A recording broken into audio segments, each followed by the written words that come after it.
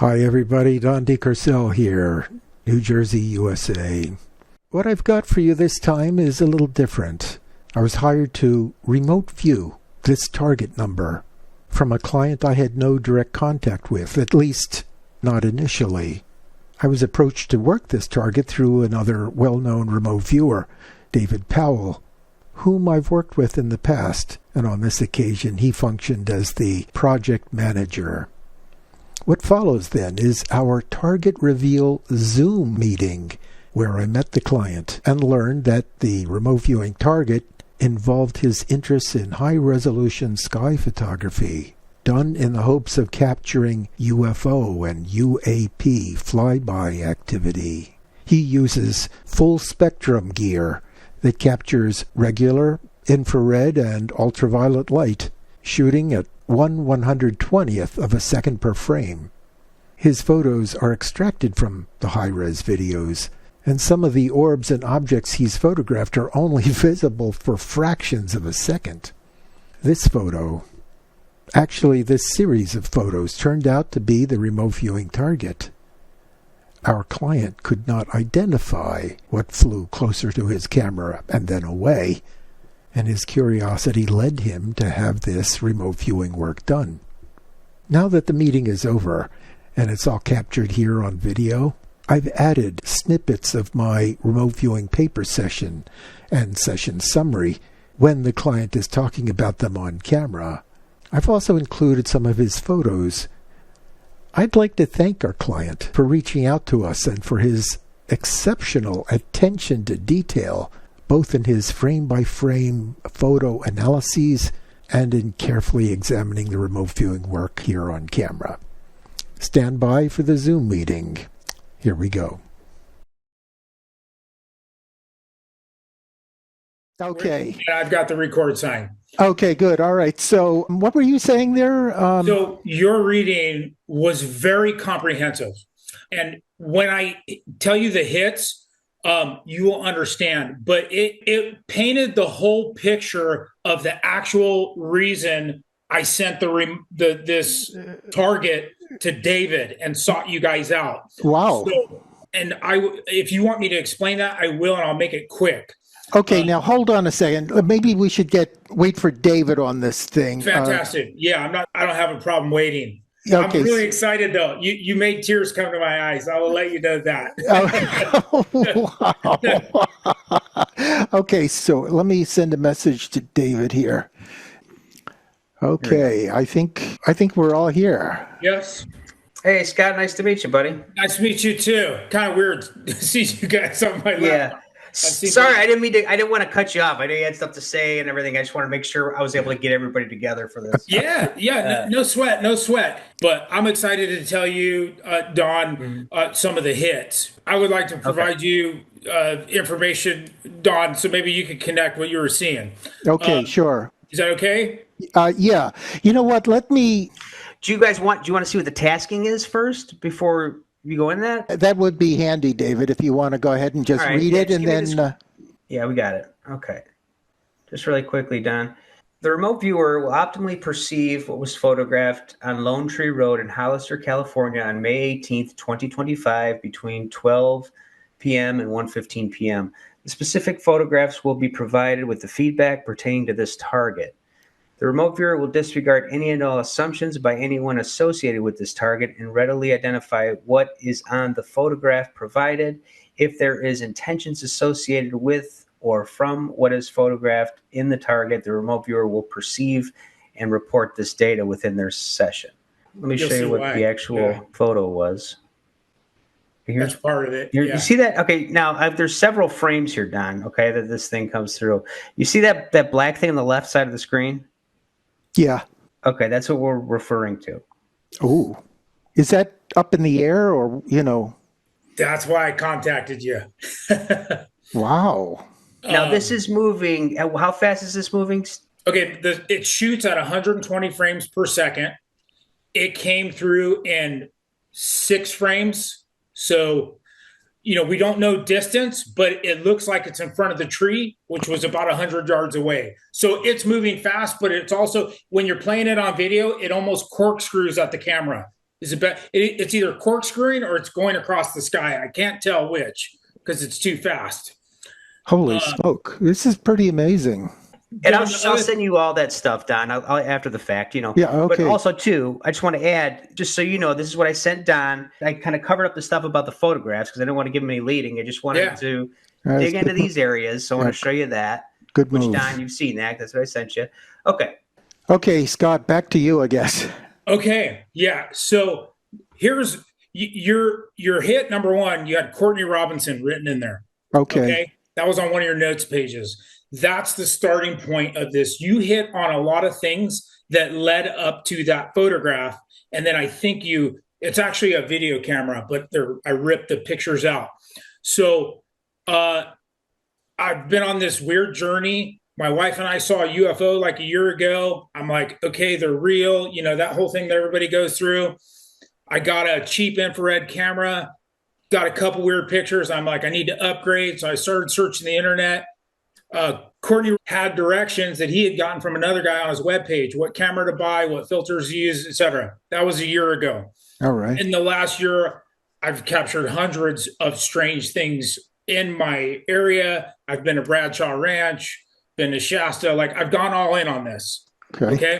Yeah. So I think a lot of what you were reading, the energy in the air, we were way up in the mountains. It was just my wife and I, and you actually connected some stuff with her too. We just went up there, parked the truck, ran the camera. It's just kind of so that explains that initial scribble, which looked like you were among mountains or whatever there. We were right there. Both my wife and I confronting our belief system in the last year. At night, I'm watching like UFO, metaphysical stuff, remote viewing, ghost hunting. Like, I've gone all in on that. Yeah. I'm in one room. But the last year, my wife's been in the other room watching psychics, out-of-body experiences, etc. And somehow we met in the middle on this weird stuff that we can talk about it without thinking we're both weirdos. And interesting. They're very open-minded. Yeah. It's weird, man. It's weird, but that's okay. You guys do weird stuff, so I know you're all right talking about it. Yeah. So we go ghost hunting, and there's a ghost, and we both see it. And like, so we sort of been on this adventure together. But I'm really into the UFOs because I have a lot of success capturing these objects on camera. So that would be confronting the belief system, right? I was born and raised Catholic. Like, you're like, okay, how does this all fit together in my world now? Because I know there's another reality that I don't always see, touch, smell, etc. Okay. The day it talks about a curious individual, that's me. I'm kind of at this point 3-4 days a week I'm out filming. Okay. The filming effort while waiting. Oh, you were talking about an effort in there, a culminating effort. So I've kind of described that to you, where I'm going out, I'm making this very concerted effort to capture things in my reality that my five senses are not able to capture. Oh, and I have that thing about data and reporting it accurately. Right. Yes. Because I'm not doing this for like attention getting. I don't have social media. Like, this is my personal journey, you know? So the accuracy of the data is important. Like, is it a bug or is it this, you know? Yeah, right. Because I need to know. I don't need to convince somebody else of what I'm going through. Bright specks in the darkness. I have a bunch of other pictures from that day. There's orbs. There's looks like a machine, the little metal spheres, similar to like the Boogosphere thing going on right now. Those seem to be pretty common in our area. Fascinating. Yeah. I mean, like, listening to what you're saying, you know, when you put this stuff down on the paper, it conveys some sort of thoughts, but now you're kind of like moving it into what those actually were. This is both exciting, interesting, and a learning experience. Absolutely. So really interesting. I feel like I'm 7 years old again, you know? Really, I feel like I'm discovering the world again, honestly. Wonderful. But the artistic, you had references to artistic in there. So the only thing I can think, it's either my wife, she's super artistic, or me, that videography is somewhat of an artistic. That it certainly is. To engage in, yeah. Controlled activity, like I plan it, I have my whole setup, I go out. So it is very controlled, it is very planned, and it is very purposeful. It's not like random sort of stuff. Right. The life form connected to decline. This was amazing. Okay, because I didn't even tell David. I'm pretty sure I didn't tell David. My wife was with me. My wife and I have been caring for her parents for the last 7 or 8 years. Her mom sort of end stage Alzheimer's. So that is always consuming her mind, which would kind of put that energy out in the space that we're in. Okay. Right? Oh, So that explains that. Yeah. Yeah, I think you were connecting to sort of her thought energy, if you will, regarding, the stressors that these kind of things come up, because it is a primary thing in our life. Every day she goes there and we're always dealing with stuff. So it's always really fascinating to connect the dots. Yeah. Wow. Yeah. It took me a while. I had to read through it 3 or 4 times and I'm like, okay, I think I get it. And I know a little bit about remote viewing, kind of how it works and how remote viewers pick up stuff. So that's why I'm trying to give you this stuff in a condensed version and not try to figure it out with you on the fly. The other thing you picked up, all right, and I don't want to get into political beliefs, consumes a lot of my wife's thought power. So that you picked up. So that came through. Oh, I remember that now. Yeah. Yeah, it's causing great indirect stress, right? The stuff that's going on. Okay, on page 10, you tried to focus on getting some sort of visuals. You weren't getting any. What I got here was an artistic vibe, philosophical thoughts, and changes in direction. That is like the mixed thinking probably between me and my wife. Since we were in that space, because all of that applies to both of us or one of us in some way. Cloudy or smoky. What I was thinking is one of the pictures that was in that batch was saturated and it looks cloudy and smoky. So I think you might have sensed the actual photograph that I gave David. There's another one in there that doesn't. Those red ones that you saw on the screen a minute ago, that was a full spectrum picture, right? Infrared and ultraviolet. And then sometimes I overlay saturation so I can get a better view of what's there or try to understand it a little better. And one of those pictures is in there. So that's what I think it may have been, because it was a clear day, very few clouds. Or can I ask you something, Scott? I'm sorry, I didn't mean to interrupt you. I was going to ask you because I didn't even think about this. So that was an infrared lensing you had on that. So even if the frames were slowed down, is it very likely that wouldn't even have showed up in a visual spectrum of light? Or you don't know? I don't know. I don't know, to tell you the truth, because if to take off the infrared and UV detection ends of this camera, you have to put another filter on there. So I haven't. It certainly probably wouldn't have looked like that. I'm guessing it wouldn't look like No. I don't think so. But I don't have enough expertise to answer that accurately. Yeah. Yeah, just interesting. I just thought I'd ask that. Go ahead. Yeah. Oh, and I had connected with Dave after the reading to talk about the vibrating tension and the past and how it connects to Akhenaten. That was really strange to me. But honestly, some of the things that I saw in your notes ultimately go back to where my journey began in 2010 and how I landed here. So I think it might be connected to some traumatic life changes that ultimately led me to where I am today. And had those things not happened, I wouldn't be with a camera trying to capture UFOs, right? I wouldn't have the time or the money. Wow.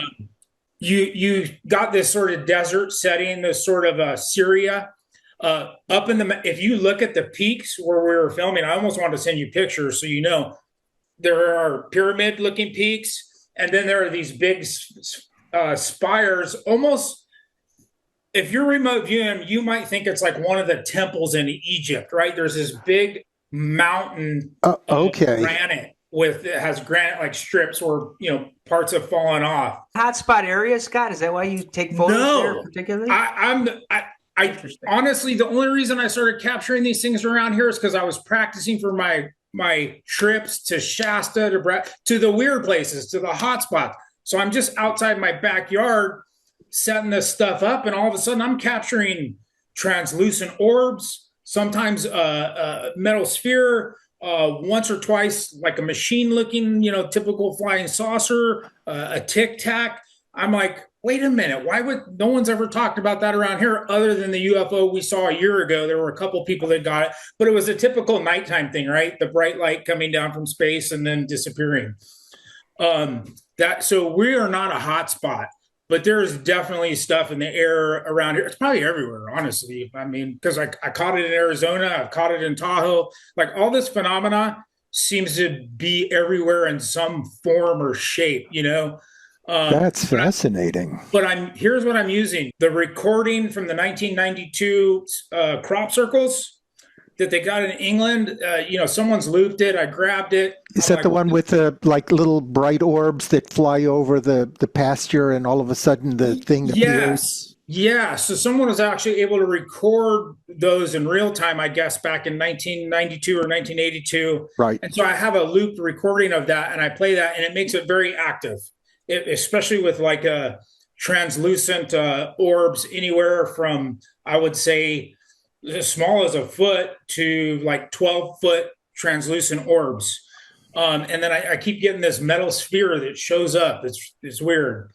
Okay. Jeez, that's what I tripped out the other day when I saw that Boogosphere thing. I was like, so much interesting stuff going on here. Yeah. Dude, Don, it's funny. I just want to say, when he showed me the photos, I disregarded that object right back because I figured it was way too prevalent to be what he was talking about. Like, this must be his thumb or something in the photo. And then it was like, no, this. And then I saw, I'd gone through the photo, photo by photo, and I'm like, oh, okay, yeah. I mean, I'm like, I don't know what this is. It doesn't look like a bug to me, but we'll see. I thought it was a bug. Yeah, first time, and then I kept looking at it. I'm like, no, there's something else here. It was intuitive. I'm like, I think there's something here.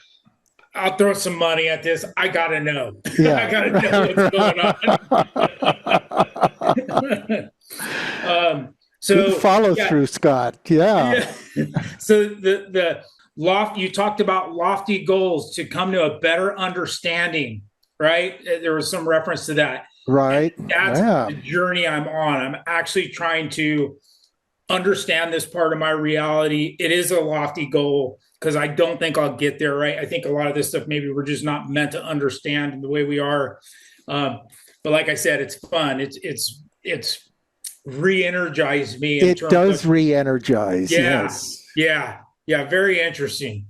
Okay, the elaborate structure at the high point. I think that might be that granite stuff. It's really pretty up there. It's interesting to look at. It's the highest peak around town. My question is, this is an important question. You referred to the life form that stood out and is highly recognizable.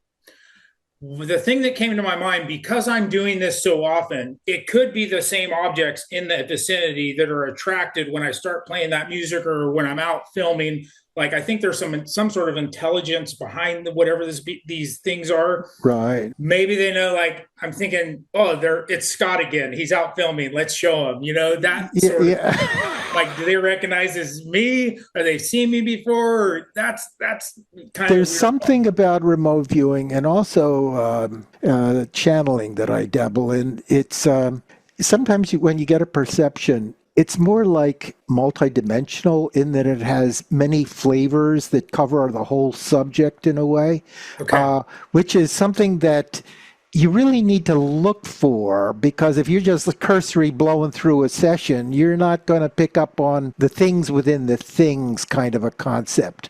But it sounds like you're already in that groove. You've kind of specced that out, and that's the right way to do it. Okay. I think dabbling is a little understated. Go ahead, David. I'm sorry. I think dabbling is a little bit understated. Oh, with the channeling, yeah. I've been doing it for 26 Go ahead. years. Sorry, Scott. Go ahead. No.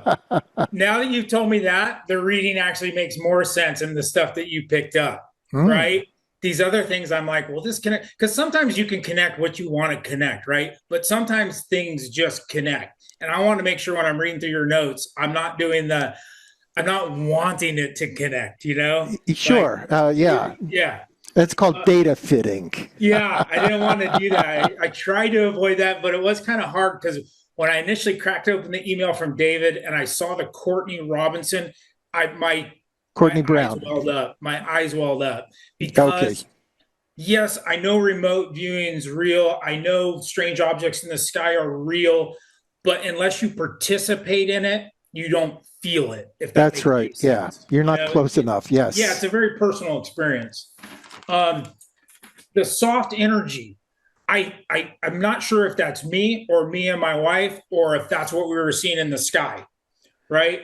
Normally, that kind of energy conveyed with soft loops like that is very sort of ephemeral, like thinking. It's like mental energy, Okay, something like that. that's kind of the mode I'm in when I do that. I actually uh, try to communicate, not like, hey, show me yourself, like, hey, I'm like, communicate genuine intentions, right? I'm here to observe you and document you. I don't really want to interact with you, but I would like to know more about you. It's sort of that side, sort of thinking. Sure, yeah. Um, you had the words unusual, complicated, efforts, high points, and low points determined. I think that might be me. Because I'm putting the efforts and I have these, oh my God, I got it, and then Yeah, yeah. the next day, expectations are higher and like I didn't get it, the next day. And Oh, I can oh, see how this connects to your effort. Yeah. Efforts, high points, low points. It's even got that multi-dimensional feel again where we're in the hills and mountains and that's your highs and your low points. My heavens. okay. I didn't even think about it from a physical location perspective. It's like thought balls, they contain more than just the obvious sometimes. So, You're telling me. yeah. And then sort of to summarize it, maybe with this is your reread I got here, the one I just got today. It Yeah, has yeah. I'm soft looking at it here energy, too. Yeah. soft energy, thought energy, but you put directed towards life backslash the path forward and then departing. So my question is soft energy or thought energy directed this way, inward, and then or am I the one directing it, or are you able to determine? Because my thought is the reason I captured that object and the reason I've journeyed down this path was to sort of stimulate the thinking and challenge the belief system again, because Yeah. this thing has done it. Okay. So just to respond to you a little bit, going back to that retasking, the ghost thing, I just wanted to Yes. mention that that is a very unusual ideogram. When I draw my ideograms, I sort of like just go like that. Yeah. It's as simple as that. But every once in a while, the pen will kind of wobble within my fingertips. The result is something unusual. Now, I'm not, I'm just doing the same thing, but I feel this thing wobbling around. That is out of all of the years I've been remote viewing, that has only come up 2 times. Your time being the third, Wow. and I'm really surprised that it even can come up at all. It's just such an unusual thing to be repeating in the form that it is. It's really sort of startling to me. So that particular ideogram had an L embedded in the U. Okay. Now I was thinking like maybe that's like a ghost or energy, but that could be like an intellect in some sort of craft conveyance. Okay. Okay. Because the next part of the ideogram showed that little loop, which could either be a pointer in the direction that it's going, or it could be a conveyance of some kind. Okay. Here's the strange thing. I pointed this out to David. Your ideogram, the ghost sign that you made, is actually it very much resembles the shape of one of the frames, that black object. You didn't get to see the frame, but David could show you Okay. the full frame I got. It even in orientation, I had to put it up to my computer screen and go, this looks like the shape. You definitely capture what I was looking for, right? And it's as weird as I thought it was. And so I'm It's glad about startling that. for me to hear all of this and to like think about how my stuff is hooking up here. Yeah. And then the So Akhenaten piece, that makes me think of all this. There's this one sort of train of like the Chris Bledsoe kind of thoughts, right? That this is a metaphysical thing, but it does have connections to ancient times and ancient belief systems. And Oh, you mentioned the right, Akhenaten stuff, right, and right. that in the thought form, and it, it inspired some deeper thinking. That ancient life form thing that's always been here, part of our spirituality as human beings, kind of That since is the a beginning of very time. interesting thing to think about because, well, Akhenaten worshipped Aten, which was, they always call it the sun disk, okay? Okay. But a lot of UFO photos convey a sense of a glowing light coming off of the thing. It's part of the like anti-gravity mechanism or something like that. Yeah. Yeah. But I'm just, you know, your Can I mind talking about Akhenaten, I'm wondering whether he may have perceived that himself, as like, an orb that was brightly lit and moving around and whatever. And it always shows a disc with rays coming out of the bottom of it. So, Yeah. David, you can got I to just show him that say? picture. Oh, I will, but I just want to tell you, Don, and I wasn't going to bring this up, but because it keeps coming up. When I saw your Akhenaten date, I thought it was like that's a weird thing to get in there, But also, again, I got to go back and look at because I have to see your second session. But from a project manager standpoint, Scott, when you film these things, I mean, you're going to find perception in general is getting better for humanity via technology, but also acuity psychically. We're becoming Agreed. more.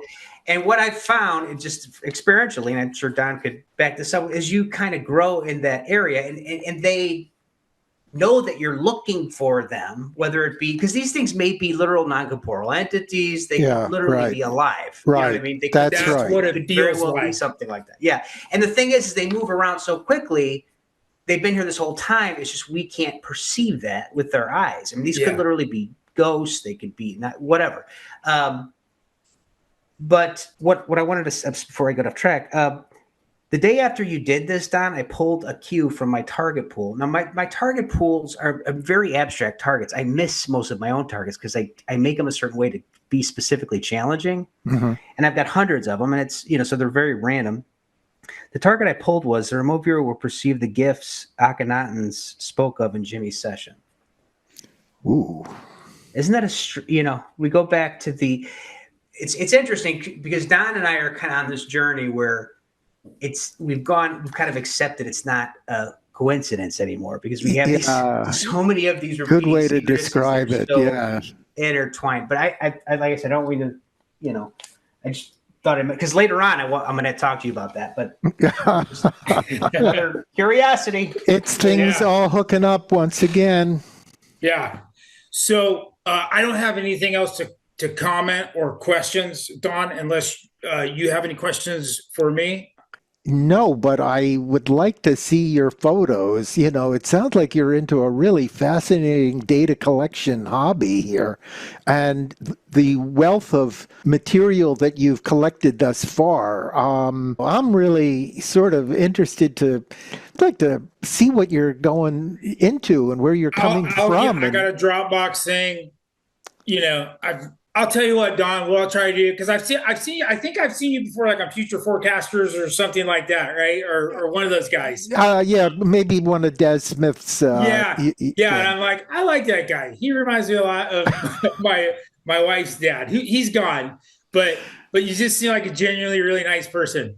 So, and David really worked with me on this whole thing. So, so everything I have is the frame ripped from the video, and I have some amazing ones. One of them I'm going to hold back because now that we've done this and you're good at the weird stuff, which I was so excited when David told me you were doing the reading. I might let me save a few bucks and have you do this one because I have one that's stranger than that, and I think we could have a very interesting conversation around it. Okay. Wait till you go to Shasta. Your camera's going to be on fire, man. I got one. I got one going into the mountain. I just about crapped my pants. Oh my heavens! It's real. Yeah. Oh my God! That place has got a lot going on. Yeah, it does. So yeah, Don. If you want to talk after this, that's fine. But Yeah, let me put together a Dropbox folder. I'll send you the link, and that way you can either use the pictures or look at them. I'll send them to you too, Dave. Maybe you can use them for some of your projects. I don't know. I don't know how you guys work, but I really appreciate what you guys do. All right. Well, thank you, Scott. It's fascinating to hear this kind of feedback. And for me as the experiencer to like connect the dots that I got with your dots, See, I'm interested in how my subconscious talks. Okay. That's the whole thing here. Yeah. All right. So that's how I came up with that, the ideogram interpretation, is I realized it was communicating, it was talking, and I wanted to study that. Why is it doing it this way? How is it doing it? And as you get into this, that's when you start realizing there's this overlaid multidimensional kind of like information that's coming at you, and it's like distilled down into a scribble in many different interpretations, but they're all hooked up in some way. So fascinating. It seems to connect to the person, at least for me, it seems to connect to my intuition. You know what I mean? And I think that's why I really needed some amount of validation on this particular one, because I honestly thought someone's trying to send me a message. I don't understand it because I am not sophisticated enough yet, probably in my psychic abilities, for lack of a better description.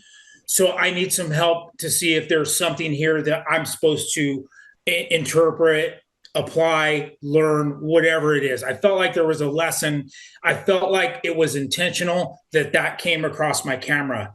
And I had to sit on it and talk to a few other people, send it around to my friends.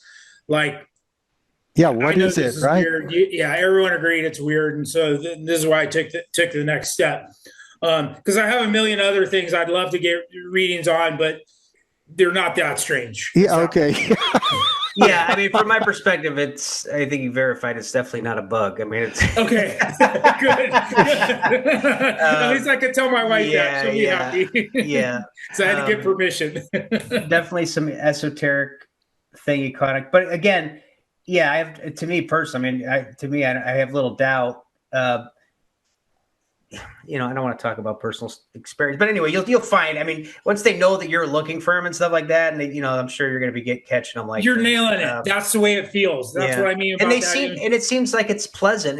You have some kind of like a pleasant type experience. So that'll probably cultivate itself. It wouldn't surprise me. Yeah. I would agree with that. Yes, it seems to be the way it works for me in my experience too. Once you're sort of like scoping into the unknown, it's like they become aware of you, and now that's creating an opportunity or connection or something, and the experiences grow. And they are. You're absolutely correct, and that's absolutely true. From my experience, and I think from Don's too, I think he would back this up in his own experiences, that there's good things out there, there's bad things out there, but there's good things out there that want to help us, want us to know that they're there. They've been waiting for us to know that they're around, and once you kind of pick up on that, a lot of interesting things happen. You'll see synchronicities, all kinds of weird things, but good things, Yeah. Right on, you guys. Well, thanks for what you do. This is exceptional. I'm so great. I'm glad you're happy. That's why we do it. All right. Very happy. Yeah. All right. Have a good afternoon. Nice to meet you, Scott. You too. See you guys. All right. Bye-bye now.